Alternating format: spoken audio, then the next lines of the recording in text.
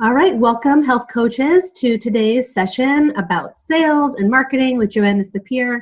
And I'm just really excited you guys took the time out to join us for this session, whether you're live or listening to the replay, because just about every coach I talk to is really struggling with sales and marketing. And maybe it just makes you go, ick, ew, I can't even think about it. I'm overwhelmed, I'm frustrated. And I think that will go away when you get some tips from Joanna. I've been following her for a while, and she's just really, really smart and helpful and practical and tells it like it is. And I just love what she has to teach. And so I'm just thrilled and honored that she was willing to spend time today talking with us. And this is just pure education. We're not pitching anything or trying to get you to sign up for anything. We're just trying to build up the health coaching profession.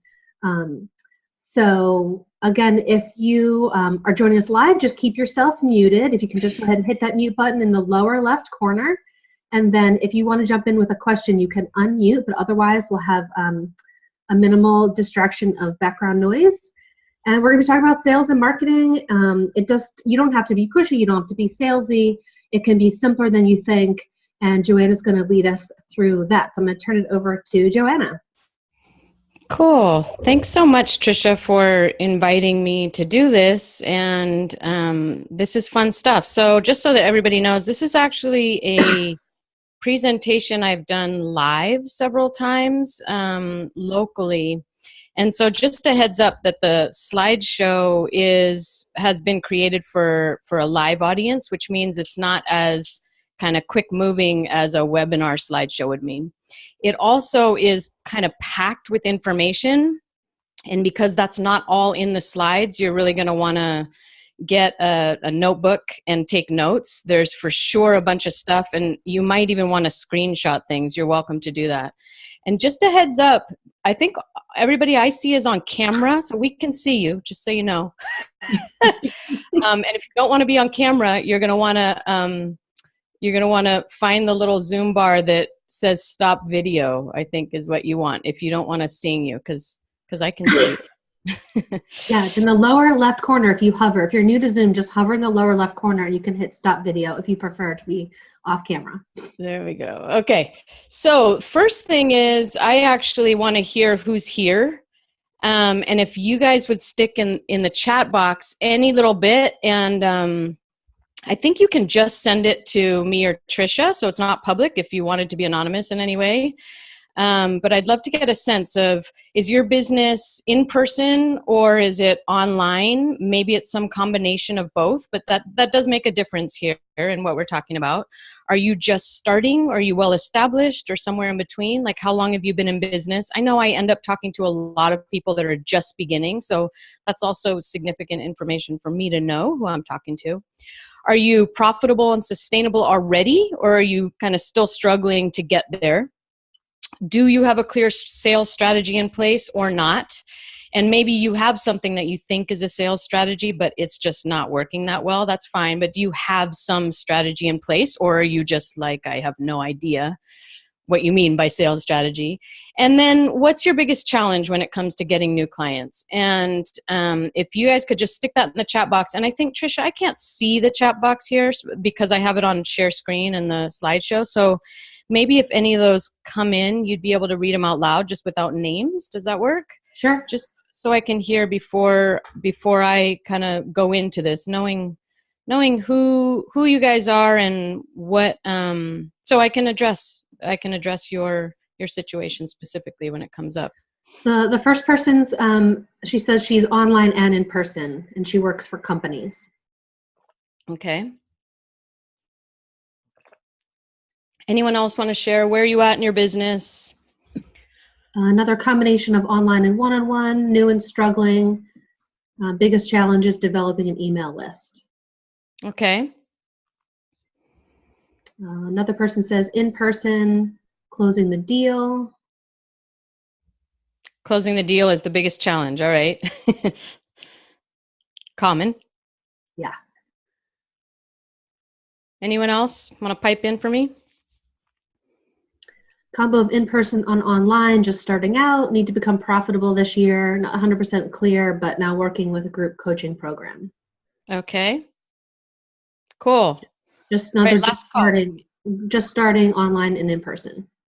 Okay, great. Thank you guys. Okay, so we have a kind of mixture here, so this should be good.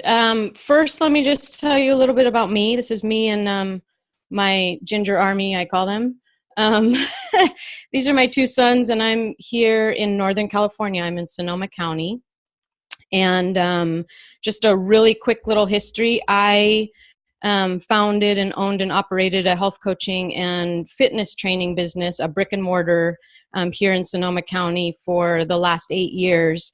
And I got into coaching other people in health and fitness about 3 years ago, and then decided to move to that full time. And so I sold my brick and mortar business and have been doing this as a online coaching business and in person too. I mean, I have local clients as well, but I work primarily online.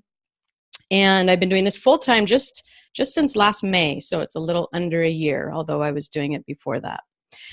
So we're here today to talk about a sales strategy. And, you know, I get a ton of people that come to me saying that they need to do marketing all the time. I'm in lots of Facebook groups, and even somebody here said I need to grow my email list, right? And that all falls into marketing.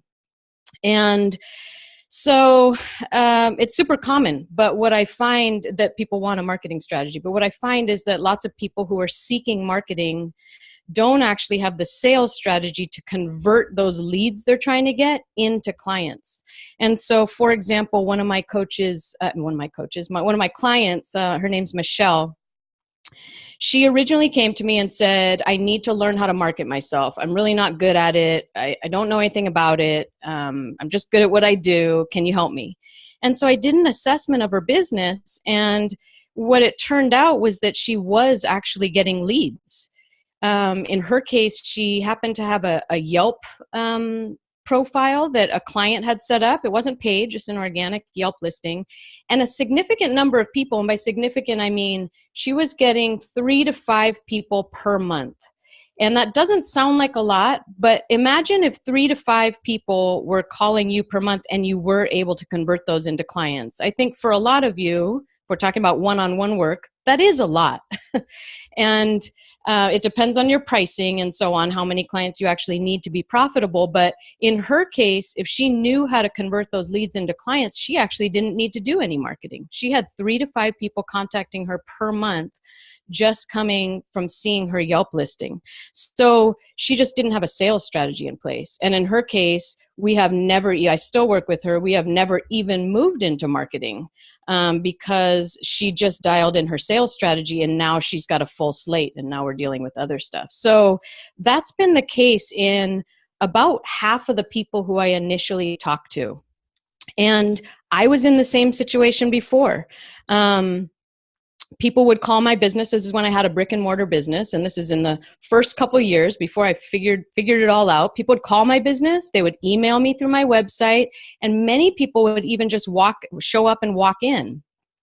And I'm going to go back to that. And I basically had no process. They would show up or they would call, and what do? They probably do the same thing with you. They'd say, hey, I'm interested. What do you do? And how much does it cost? That's what they say. And without any clear process, I would just kind of bumble through it. And most of the time they would walk away. Many times I wouldn't ever even have gotten a phone number or email or anything from them. I had no clear process. And so tons of people contacted me and just walked away without me converting them, or even if I didn't convert them, putting them into what you'll see today as a long-term nurture. So without a sales strategy in place, basically your marketing time, money, and energy is just being completely thrown away. You're spinning your wheels if you're doing that. And I see a lot of people spend a ton of energy. They're spending most of their time and energy when they're working on their business on the marketing side of things. And it's just being thrown away if they don't have a dialed in process for converting their leads into clients. So you are definitely here. What we're going to talk about today, you're in the right place. If you know that your services can help people, but you don't always know exactly how to show that to them. And especially if you're getting consultations or strategy sessions or discovery calls, these are all the same thing. You'll hear me use those terms interchangeably. That's all the same thing. You're getting those scheduled, but they're not the right people for what you offer, or you have them and they say they can't afford your services, or they simply just, they don't commit and you don't really even know why. You know, they say, I need to think about it, and then never get back to you, etc. If you have clients that actual paying clients that are flaking and not doing your part, believe it or not, a good sales strategy actually changes that and can prevent that. And if you just simply don't know what a lead or a prospect or how to take somebody through that pipeline, this is what we're going to be covering today. So, oh, here we go. Okay, sorry. This is, all right, you're just throwing your mark. Okay, there we go. That's what we want. So, no sales strategy, you're leaving money on the table, losing income, don't know how much you're going to make this month. You're spending wasted time on discovery calls with people that say they can't afford your services or need to think about it, and you end up with crappy clients without the right sales strategy. So this is something I kind of this is a big point, want it to sink in. If you're running a business, you have to get good at sales if you want to be successful. And that can be a little bit of a stinger for some people to hear, because a lot of people feel kind of attached to this idea that I'm not good at selling myself. I'm just really good at what I do, but I just don't know how to promote myself or sell myself. That's what they say, sell myself. And they just hold on to that. Well, if you are going to be in business, you have to get good at sales. And in fact, larger businesses, as they scale up, will often hire salespeople. I think that you can't even hire salespeople until you're good at it. If you are offering a one-on-one service, you have to be the one that gets really, really good at this. And I'm going to show you how. So I want to tell you the assumptions that I'm operating from as we go into this, and I hope that they're empowering for you. Okay, so there's 3 here. Number 1, sales is not a bad word. So understand, this is where I'm coming from. To me, sales is not a bad word. A sale means, first I say here, it's a cause for celebration, but a sale means that you just connected with a client who needs your services and whose life you can change. Period. Like, that's a great thing. And if you're running a business, it also means you're getting paid for doing something you love. It's a celebration all around. A sale is a great thing. Sales are a great thing. I think you should use the word sales. You know, there's a lot of actually sales trainers who move around it and they call it enlightened enrollment and all this stuff. And I don't. I'm just like, it's sales. That's what it's called in business. And I think that it's absolutely a good word, and it's what makes business, and it's what means you're serving your purpose and connecting with clients. So that's number 1. Number 2, I really believe that anyone that's passionate about their work can be good at sales. If you feel like you aren't right now, I think it's simply that you don't know how and you don't know what you're doing. Okay, so I really do think everybody can learn this. Particularly, I think mostly we're talking to health coaches here today, though there might be a couple others. But if you love what you do, if you feel like what you do has meaning for your clients, then you can be good at sales, period. And the third thing is there is a clear step-by-step process for making sales. And that's what we're going to talk about today. So when you get this right, you get all these things: more clients, better clients, more referrals, you increase your income, you get a steady income, and you love your business. I mean, who doesn't want that? So let's see. I think we're going straight into the content. So just a heads up, this is where it's a lot of talking on my part. So just be aware of that. The slides are kind of these still pictures, and it's going to be a lot of content. And if you have questions, go ahead and put them in the box, and I'll ask Trisha, because I can't see them. I'll ask Trisha to field them. And so let me give you kind of this big overview. All right. So most people go like, how does a stranger become a client? This is supposed to be the big black tunnel. It's like, they don't really know how it happens. You got a client, you don't really know how it happened. And what we want to do is demystify this big question mark in there. We actually want to make this a step-by-step process that you understand and you're building and creating for your business. So you take somebody from stranger to client. Now, I think probably a few times the way I talk, I will naturally give the like dating analogy, and it's often used in marketing. So the dating analogy is like stranger to client is like stranger to married or stranger to girlfriend or boyfriend. You would not go up to a stranger who you've never met before and say, "Would you like to go on a date with me?"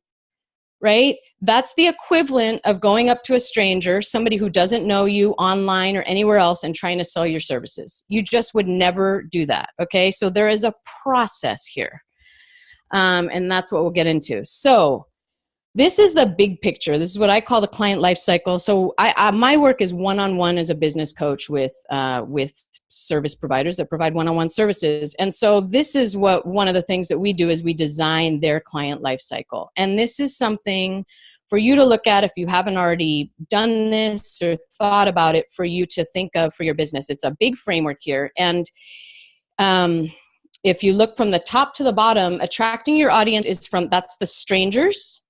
And at the bottom is somebody who's already been a client and now is referring you. This is the entire client life cycle. And that actually requires, this is not the topic of this webinar, but it does require you, in looking at your client life cycle, to even imagine how long your clients are with you and what happens beyond. And different businesses, you can design that however you want to. This is one of those things, like, don't look around at what other people are doing, or you can for inspiration, but this is up to you. So I want to tell you that in my fitness business, for example, the vision was that clients were with us for a lifetime. It was forever. We became their lifestyle and an essential part of their life. Now that may be different from where you're at, and it's different from where I'm at now as a business coach. My client life cycle is not designed for clients to be with me forever, but I had a business where it was. That's up to you. Okay. So just kind of giving you some big picture stuff. Now, let me remember what this stuff is in the slide. Okay. So we'll go through a couple of these steps, but we're not going really in depth into any of them except for the conversion point. So attracting your audience, this is, this is lead magnets. This is the marketing end of things, which is not what we're focusing on today, but marketing is how you get the leads in the first place. So, many of you guys have websites with lead magnets, you're starting conversations, etc. And then you need to capture those leads in some way. So capturing leads is when you collect an email or collect a phone number. So just to go back to that, however you're getting your leads, phone call, walk-in, email, you meet somebody at a networking event, one of the first things you want to think of is, how do I actually capture those leads? Now, a lead is simply somebody that was a stranger. And when you capture their information, you are going to turn them into a prospect. So just to be really clear on the difference between lead and prospect, it's like stranger versus somebody that's now in your pipeline that you can warm up and get to know. Does that make sense? So going back to the dating analogy, you see somebody on the street that you don't know, the first thing you're going to do is just try and get noticed.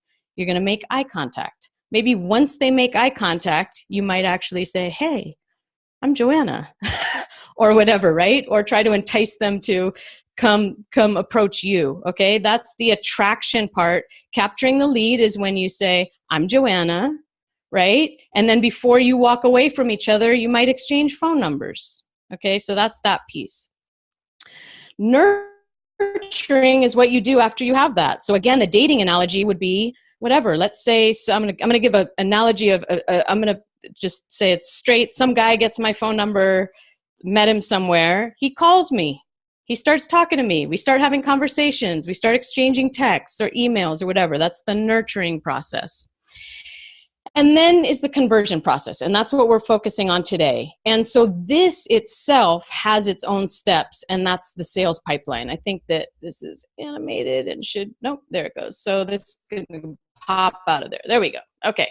So this is what we're honing in on today, is that conversion point, that sales pipeline. So this is after you've gotten a lead, you've captured them, you're nurturing them, and now it's time to convert them to being a client. So let me take a look at my notes. And Trisha, while I'm looking at my notes, maybe you can tell me if there's any questions or anything.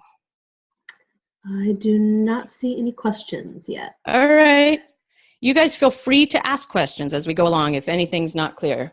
One quick question did just come in. Do you use lead pages, or is that something we can talk about later? Yeah, I mean, I do use lead pages. I think that like those kind of technical questions, to be honest, are like really minute, small, not important. Those are not make or break questions as to your business. You know what I mean? So we're talking big picture fundamentals here, and that's just like a little tool. You know, that's not really going to impact any of this. It's kind of how you carry things out or how you choose to. But I welcome the questions. Yes, I do happen to use lead pages, but there's lots of options. Any other questions before we move into the sales pipeline? So let me just say, because somebody mentioned lead pages and that's really an online lead capture source, you totally don't need that. You just want to think of all the ways that people get to you. Again, if you go to networking events or you have friends in person who like know that you're, again, I'm assuming everybody's a health coach or whatever. It's like, what do you do need a process to start capturing the leads of anybody. Somebody says, my friend is interested. So what's going to be your process for capturing the leads? That is on the marketing side, getting them into the sales pipeline. So here are the 5 steps, and these are what we're going to go into in depth today. Okay. So the 5 steps are making an offer, and again, making an offer. And again, you're not going to make an offer until you warm them up a bit. These are not strangers by this point. That's pretty important. Okay. Sorry, I guess it goes automatically. I'll go really fast. The next step is pre-screen and pre-qualify. Then we're going to confirm and prepare prospects. I'll go over all of these. We'll convert them to clients in the consultation. And then the last one was onboard and wow. All right, so I'm going now kind of deep into each of these steps of the sales pipeline. So when you make an offer, this is to a warm audience only. And so usually this is an offer for a free consultation or a strategy session or a discovery call. You can choose the title that makes sense to you and your service. And if it's an individual, this is somebody that you've already begun to develop a relationship with. This is somebody you already met. You already got their name and number, whether it was through a lead magnet and you never talked to them yourself, or whether it was through an in-person introduction that you had. And so your offer should be for some sort of, low risk free consultation, but a lot of times a free consultation can be a little boring. So you can make it enticing with great copy that speaks to your ideal client's pains and desires. So you might say, schedule a free consultation to, and it's discover how you can finally have clear skin for good, even if you've tried every acne product on the market. So I actually work with a nutritional therapist who specifically works with people with acne. So that's one she uses. Learn how you can finally get off the diet roller coaster and keep the weight off for good without supplements or restrictive eating. Identify the methods that attract your ideal clients so they're calling you and you won't ever have to make a cold call again, right? This is the strategy session or consultation or discovery call that you're kind of talking about their pains and desires so that it's a little bit enticing. One more time, I probably said it 3 times already, but I'll say it one more time. You're not making an offer to a cold audience. This is people who you've already been introduced to in some way. And the longer the nurturing or the better the nurturing, the more likely people are going to take you up on your offer.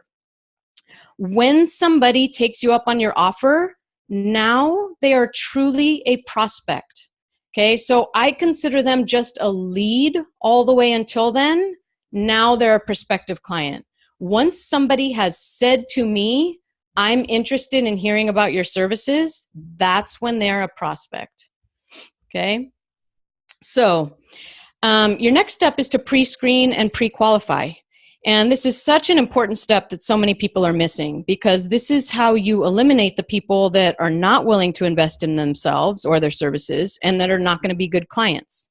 And what you do is you put a screening process in place to filter out the ones you don't want and let in the ones you do. So there are a couple of ways to pre-screen and pre-qualify. There's an online application or with a phone call. If you do your work in person, I recommend it be via phone call. It can be some combination. If anybody here has a brick and mortar, it should absolutely be a phone call. But I know that a lot of online businesses don't even have a phone number available. It's just all online. And I will just say, I really do believe that, the phone is more powerful than the internet as far as like really getting to people. And so if you ever have the option to take take somebody in this process to the phone, that's what you want to do. It's more powerful these days, So in either case, whether it's an online application or a phone call, you want to directly ask questions. They're going to weed out the people you don't want and basically address their possible objections right up front.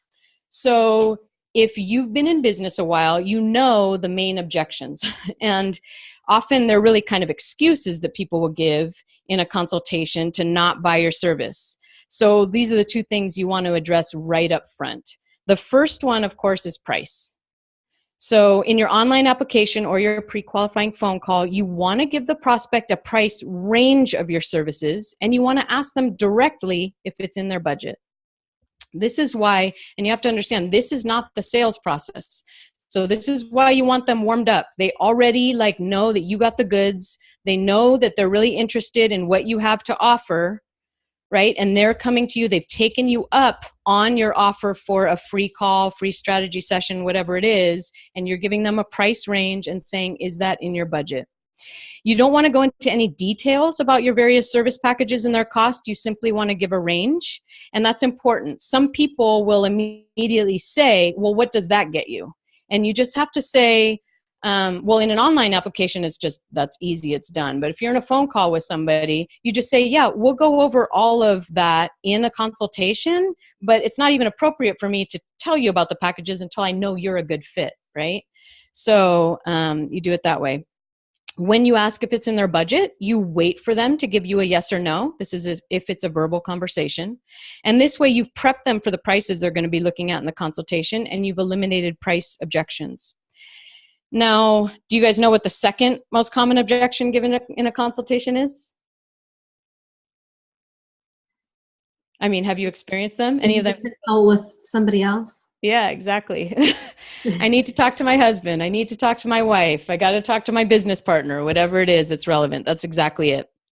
So in the pre-screen and pre-qualify step, what you want to make sure is to be explicit about the fact that you're going to be asking the person to make a decision about working with you in that strategy session or discovery call.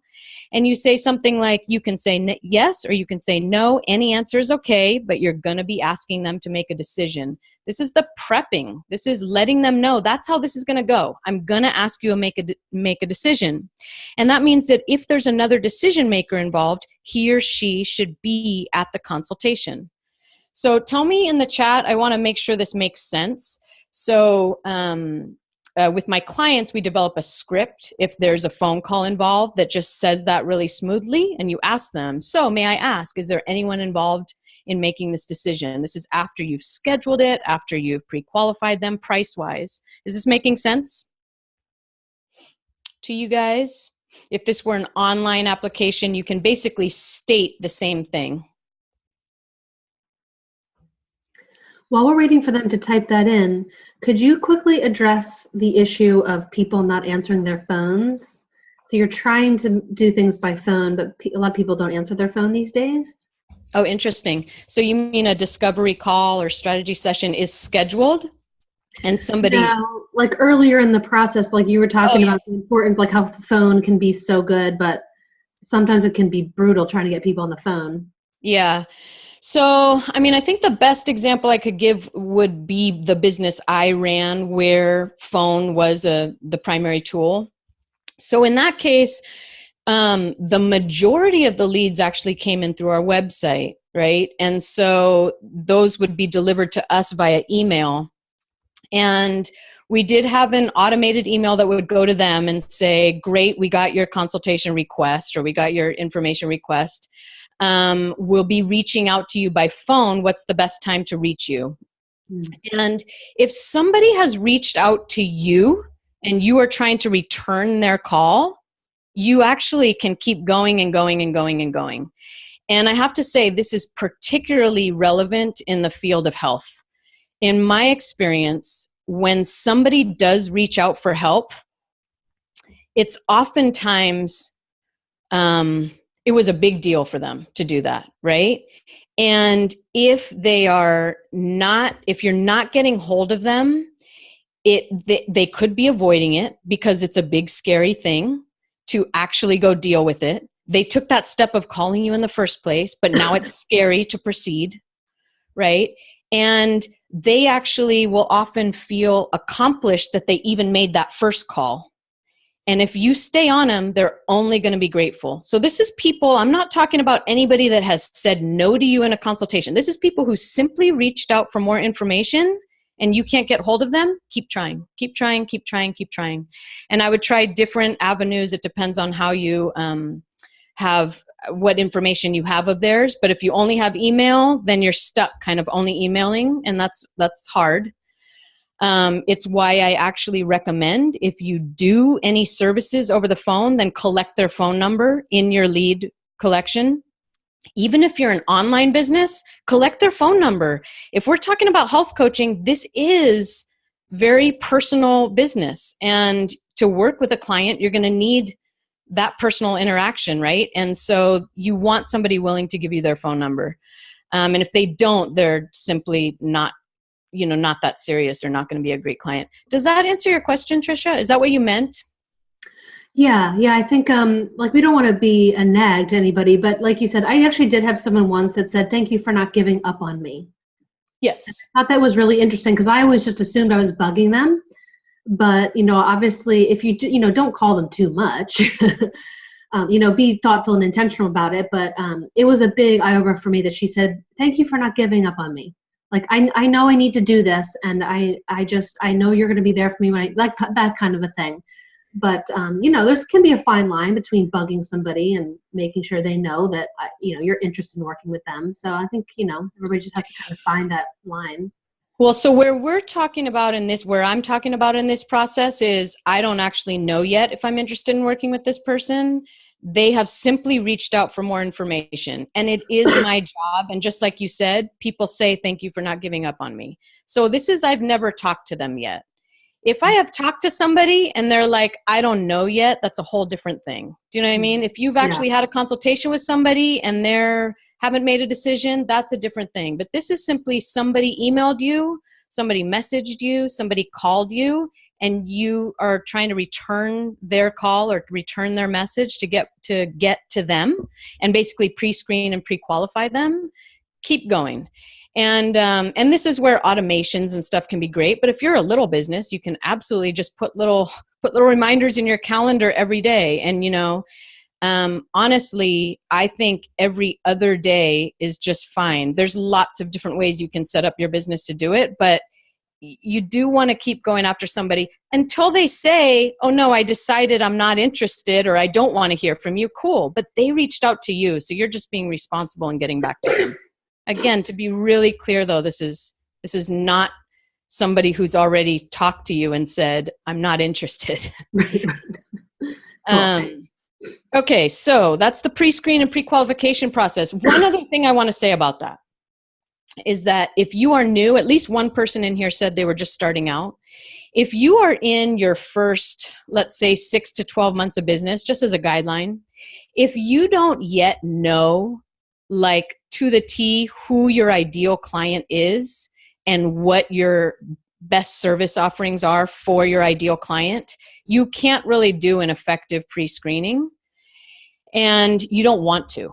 So if you are new to business, you actually don't want to weed people out because you need the experience of talking to as many people as you can to start to identify your ideal clients. You actually need to go through the pain of talking to some people who aren't committed, who aren't going to be good. Like, you need to experience that in order to understand even the questions that you're going to ask to weed people out. So I talked about the pre-qualification by price and I'm going to ask you to make a decision, and is there anyone else involved in the decision making? But you, as your business progresses and as you're more advanced in your business, you might ask things. For example, with mine, because as a business coach, one of my pre-qualifications is, do you have 3 to 5 hours per week that you can dedicate to working on your business and building the systems that you need? And so they have to say yes, right? And you might have things like that around, if you're all health coaches, around their commitment or their ability to commit to whatever your program is. Again, you can't know that until you've kind of been through the mud and figured it out in your business. So if you're brand new, you kind of skip this step, but it's really important later on. It's essential. If we're talking about the title of this webinar was convert 80% of your prospects, the idea is 80% of the people who you end up in the consultation with, you convert to clients. So it's essential to get to that 80% for sure, because you know exactly who your best clients are and you take them and you take out others. All right, so the third step is to confirm the consultation and prime and prep the prospect. So once your prospect has made it through that pre-screen and pre-qualification, they said your prices are in their budget, they understand that during the consultation they're going to be asked to make a decision about working with you, then you schedule it. So now what? You not only want to keep them warm in this, you also want to heat them up more so they actually get excited about talking to you to learn about how they can solve their problem, right? So having an email service in place will make this process easier. However, if you're just dealing with a couple people, you can totally do it manually. And what you want to do is send them a few emails, like a sequence of emails that get them ready and excited to talk to you, that tell them what to expect in the consultation, and that remind them of the time and date of your consultation. So this is a great time to share case studies or testimonials of former clients and include, if you can, the details of how they felt, your clients, how they felt before they started working with you, what their apprehensions were, what they were hoping to achieve. What you want to be doing is addressing the feelings that this prospect might be having right now as they're getting ready to have this consultation with you and considering working with you, right? And so you want them to relate, oh, this person felt the same way, this is what they were thinking, and look at the results they found. So again, it could be a simple series of 3 emails if you have like 3 days in between when you've scheduled the consultation and not. It could be 1 email, maybe there's only a day between, but send them some information, keep them warmed up, you're excited about meeting with them. It could be a number of different things you put in there. So step 4 is the consultation itself. And what I'm going to do is I'm going to give you the top 5 do's and don'ts for a successful consultation, okay? Because so many people get this part wrong. And you really want to dial this in. You want to learn the exact steps for a successful consultation. The words and phrases you should and shouldn't use. That's all too much for me to go into here, but I'm going to give you an outline. Questions you should and shouldn't ask, etc. You want to make your consultation process pretty much the same every time. You just want it to be, these are the questions I ask, this is how I talk to people, this is how I convert. So here we go with our do's and don'ts, okay? Don't talk. Do ask and listen. So the consultation is about your prospect. It's about their life and their problems and why they're coming to you. So a lot of times people seem to think that a consultation is about trying to talk about their services, and this is what I do, and this is how I work with people, and so on. It's not. It starts with the prospect. And so you want to have a set series of questions that you ask your prospect that are going to help you determine what their needs are. And in the back of your mind, you're going, can I meet these needs? You're determining their needs. You're not asking, what are your needs? You're asking, so you're a health coach. So you might start by saying, tell me about yourself and your health goals. Just very open-ended, right? What is this person about? What are they coming to me for? And then start digging. You are a professional at this. You start digging and trying to understand, well, what's going on right now? So the first thing you want to determine in your head is, can I truly meet this person's needs based on my own professional assessment?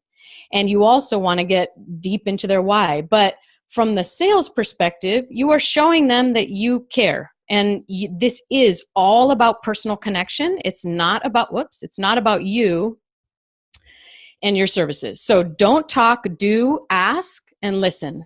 And it's like, you put the tape over your mouth and you just let them talk, let them talk, let them talk.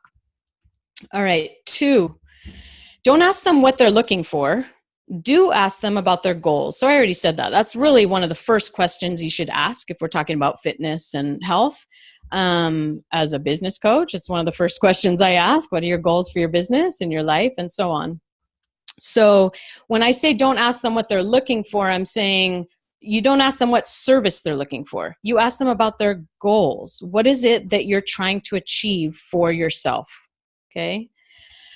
3, don't accept their first level answers. You need to dig deeper and ask why. So again, especially, well, it's really in anything, in health or even in business, which I do now, people's first level answers are going to be like, well, I just want to get healthy, right? Or what do they say, Trisha, when you meet with people? What are the kind of first level, the first thing they say? I think for a lot of people, they'll say, I want to lose weight. Okay. You have to ask why about 3 times to drill down to get the true answer. Perfect. Okay. And that's exactly what you need to do. And if you're not already doing that, I actually think that you won't be a great practitioner without really understanding the individual and what this is really about for them. So you keep asking why. So you say 3 levels. Yeah, I'd say 3 to 5 times. Oh, why is, okay. So why? You want to lose weight. So why? Why is that important to you? And they say that and you say, oh, okay, well, why is that important to you? You know, that's just super important for getting to it. Number 4, don't put them in the driver's seat of the consultation. Do understand that you are the expert and drive the consultation. So I have been the prospective client in it. This is how I know that so many people do this poorly is that I've been the prospective client in a bunch of consultations where I get on the phone and they're like, yeah, so what are you looking for? That's immediately like putting me in the driver's seat. And I become the one asking questions or, trying to, it was just, it's a terrible way to go. You are the one in the driver's seat. So you're starting with understanding them and then you're taking them through the process of converting them. Last one is don't be afraid to tell your prospect the truth about what they need to meet their goals. Do be straightforward, honest, and make a specific recommendation for what service package they need to sign up for. So I think one of my best examples of these last 2 do's and don'ts are I've worked with a number of body workers and massage therapists. And so where they're coming from is often they are really doing important health work with their clients, people who have injury rehab, movement dysfunction, etc.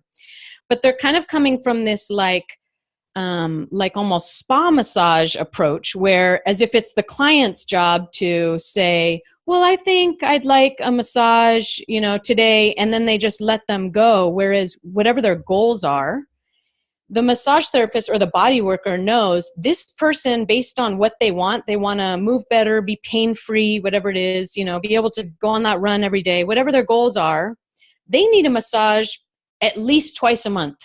And that's what you as the practitioner need to tell them.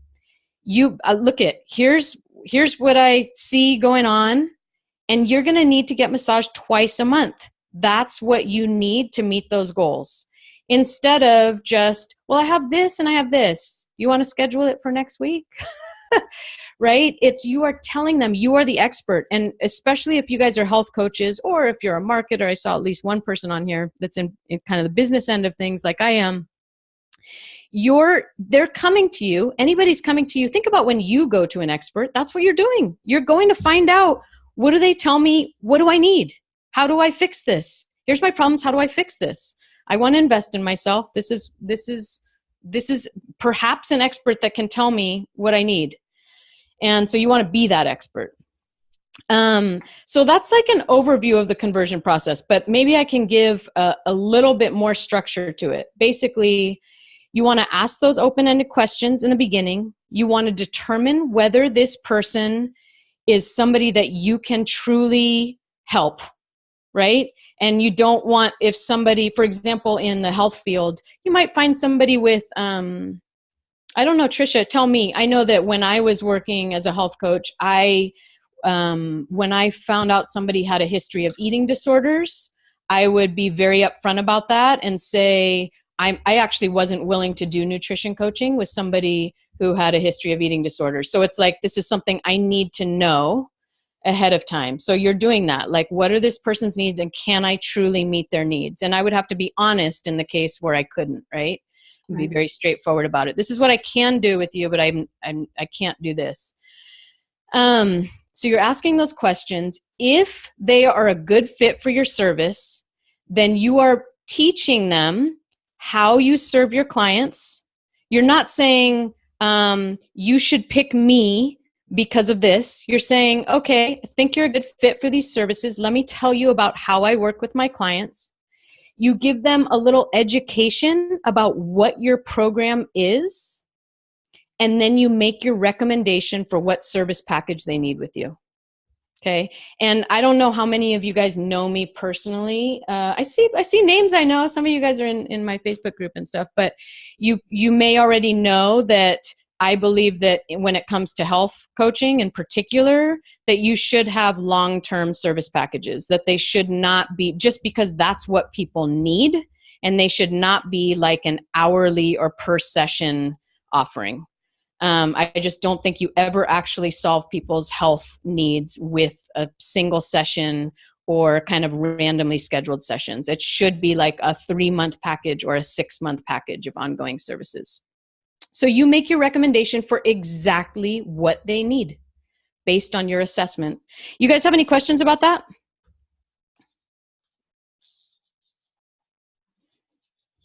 I'll just echo while we're waiting to see if there's any questions.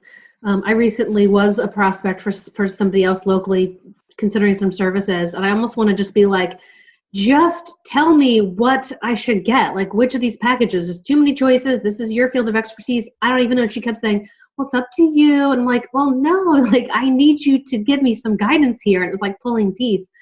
And, you know, if we're not confident, people are, you know, the clients are not going to be confident. And I think totally, completely. I totally learned from that. And I say to people now, this is my favorite package for you. This is why. And I just feel really strongly this is going to help you. And they're like, yes, let's do this. Excellent. That's exactly what you want.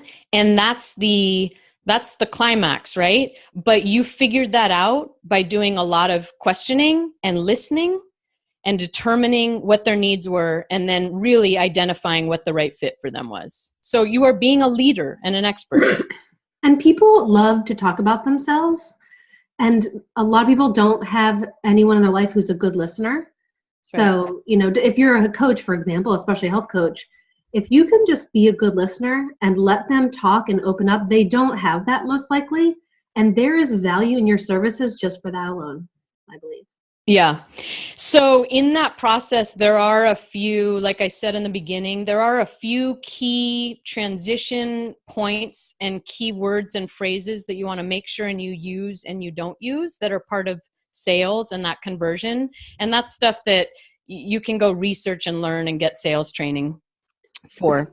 So the last step, and I include this in the sales pipeline, is your onboarding service, and I call it Onboard and Wow. And so as soon as somebody becomes a client, you want to make sure that they're stoked about their decision to make that investment in themselves. So onboarding refers to the process of how a new client is brought into the fold of your company.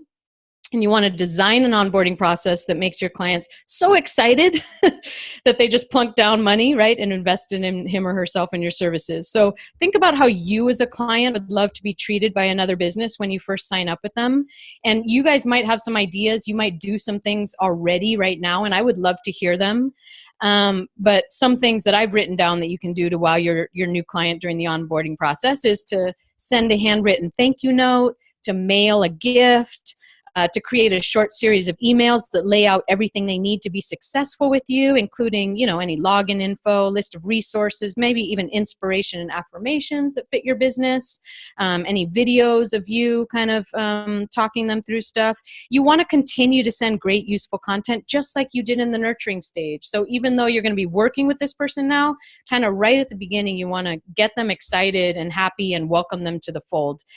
I would love to hear if any of you guys do something yourselves already.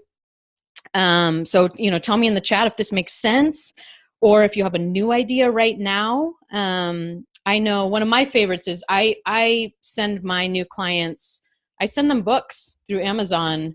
And it's not the same book every time. It's completely based on what I think is going to serve them best as we start our work together. And then I actually continue to send them books over our time working together. Anything showing up there, Tricia? Nothing in the chat. I'll say for me, what I do is I either send them a little welcome kit with a handwritten note and maybe a couple samples of something, kind of depending on who they are and what the deal is with them. But nobody gets handwritten notes anymore. So people just love that.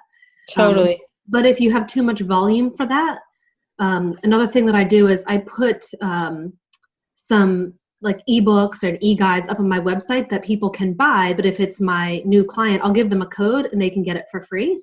Perfect. So that's something you can do. It doesn't require mailing anything or buying anything extra if you just need something, on the cheap, and you can get those designs so easily. Perfect. Yep. So implement these steps, and this is how you watch your business grow. So just a kind of quick review. We went over the 5 steps of the sales pipeline and how to move your prospect through the steps. Remember that sales pipeline was part of that larger client life cycle, right? So this is after you've met the person, they're a lead, after you've been nurturing them. It started by making them an offer. It's the conversion point in that big picture client life cycle. If you have a leaky sales pipeline, you're losing potential clients and income. And more importantly, if you're spending any time or energy or money on marketing, you're like throwing that away. So this is not to say you don't need to do marketing. Absolutely. But you have to seal the sales pipeline before you put the energy into marketing. Otherwise, you really are just throwing it away. I had that image of the leaky bucket. That's what's going on, right? So know your sequence, know your steps, get the sales process in place, and then put energy on marketing. And sometimes, as I mentioned with my client, Michelle, sometimes you're getting enough leads organically that you're able to convert to prospects and then clients that you don't even need to do much marketing at all. I mean, it really depends, again, on your business model and your prices and how many total clients you need to be profitable. But for many businesses, it's only a few. So it makes a huge difference. And if you're wowing them, like you said in your last step, if you're really wowing them, you've got word of mouth marketing like crazy. Exactly. And then your sales funnel is so solid that you're not going to do any marketing. It's going to do it for you. Exactly right. So remember this, I said it before, it's so important. If you're running a business, you have to get good at sales if you want to be successful, period. If you're running a service, you're offering the service, you have to be able to sell the services. And you're here today because you want to grow your business, create a steady and predictable income, have more impact, work with more people. And I just want to note, like, nothing I'm sharing with you today, this isn't like theory taken from somewhere. This is like what my clients and I do to convert 80% of prospects to clients. It's simply the process to do. It's just funny because I don't even know what these slides say. And if I can do this, my clients can do this, and I promise you can too. There we go. So I just like people to imagine what it would be like if you knew exactly how to take somebody from lead to prospect to client. And I hope that this gave you at least an outline of the steps you need to build to have that. Because when that's dialed in, just like Tricia said, you have a filled sales pipeline, and it also all becomes very predictable. When you know, for example, that out of 10 leads, 5 of them are qualified, and then I'm able to convert 80%, so 4 of them to clients, you know that for every 10 leads, you're getting 4 clients. That makes things like marketing really easy. If 4 new clients a month has you full, then cool, that's 10 leads per month. And you decide the sources you're going to go get your leads. That's the marketing end of things. So I suppose that's a big message in this is seal your sales pipeline and then go to marketing. I think I'm good with ending right there. I think there's one more slide. Yeah, that if you're interested in working with me personally, you can apply for a strategy session. And you can find that at joannasapir.com. And I'm happy right now to take questions. If you guys have questions, feel free to unmute by hovering in the lower left corner and throw in your video too if you want. And take advantage of this last few minutes with Joanna. What's our time? Where are we at? We've got 5 more minutes. Okay. If you don't have any questions, I think my favorite way to end any kind of like the Facebook Live trainings I do or any free trainings, I would really love to hear what was your takeaway or aha moment in this. I really would like to hear what you heard in all of this. What was your takeaway or your aha moment? That's my favorite part of doing something like this, is hearing that. Totally.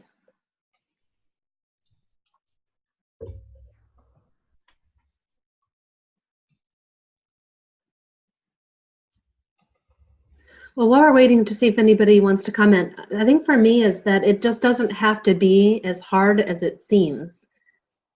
Like, you simplified it here, and you can just stay focused on the things that really matter and will grow your business, and don't get distracted by, going down the rabbit hole on Facebook or all the big names that promise you 6 figures in 2 months and like all the nonsense. Just go back to basics, keep it simple. Solidify your pipeline. It just doesn't have to be so hard. It doesn't have to be expensive. Absolutely. So I just pulled up the chat box because I can now focus on that. So I don't know how many of these are new. So I nurture and call them, but they don't answer. And I leave a message. I call 2 more times and don't connect. These are prospects.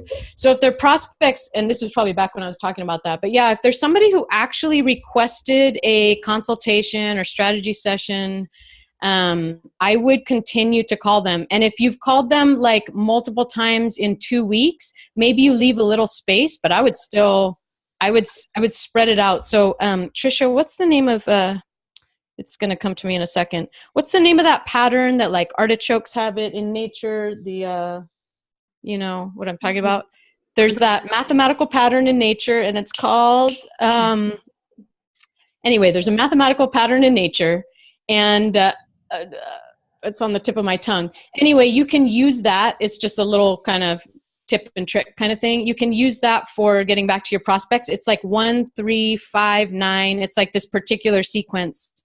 And you can keep going with that. So again, my stance is if somebody reached out to you asking for information, keep going after them, especially when it's in health, because they will say in the end, thank you for sticking with me. Thank you for doing that. They feel like, I compare it to like taking care of my car. I'm like, I know I have to like get this car fixed. And when I call the mechanic and like make the appointment, I'm like, whew, good. I did it. You know what I mean? And so when they call you, they're like, okay, good. I took care of my health, right? But there's more to go. And, and they know that, but it's just like people are busy and so on.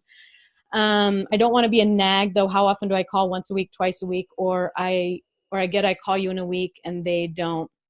Yeah. In the first week, I would call them basically every other day in the least. I would honestly call them every day for the first 3 days. And just kind of to show you what a really advanced business had in my brick and mortar business, they would get put into a fancy email system. And when we didn't get hold of them by phone, they would automatically through the email system be kicked an email that said, sorry, we weren't able to reach you. Let us know what the best time to call you is. So we're leaving a phone message and they're getting an email right at that point that's saying, what's the best time to reach you? And frequently people would say, sorry about that. Get me at this time. And people are just busy. They're at work, you know what I mean? And they're just super busy. So we would have this back and forth. So our standard was 7 phone calls until we put them into long-term nurture. But in the long-term nurture, we were still getting hold of them. That was through email. All right, it looks like ahas and takeaways. Telling my client the number of sessions I recommend to them. Good. Simple explanations on how important it is to convert people to clients by being specific and recommending a package. Yes. I like the part about recommending them what to buy. So that seems to be a big takeaway because that's 3 people saying that. The straightforwardness and directness of telling people your price range and asking if it is in their budget. Cut to the chase. Yeah. And then you're just quiet. You say, my prices range from $175 to $325 per month. Is that in your budget? So I didn't know that if somebody says no, it's not, that's just fine. You actually never know when that person might be ready and might feel like it is. I have a whole different training about pricing and packaging, but the fact is money is all a matter of values. So it just means that this person, like if they say it's not in their budget, it's at that moment, it's not a pressing enough concern, or it was kind of beyond what they were thinking. If they say no, you stick them into your long-term nurture. You absolutely continue to nurture them in the long term. And people will come back a year, 2 years later. They will totally come back. The golden ratio. Oh, somebody's trying to, is that what it's called? Fibonacci sequence. Thank you, Michelle. That's it. Yeah, you can use the Fibonacci sequence if you want to for getting back to prospects. People have requested information. So I think it's like 1, 2, 3, 5. So that's day 1, day 2, day 3. That's just an easy kind of formula to put in place. Trisha, what are you this looks like a question for you. What are you going to email out, if anything? I don't know. The replay? I'm going to email out the replay. But those of you who are in health coaching collaborations, as you guys know, I'm very open to suggestions.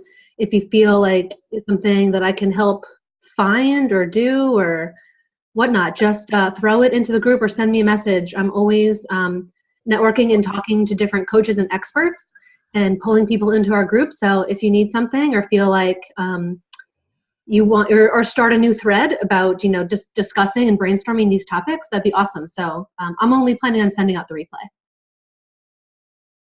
Cool. Well, if there are no other questions and nobody else has an aha to share, I'm ready to close shop. It was a pleasure talking to all of you, and I hope that this was valuable in some way.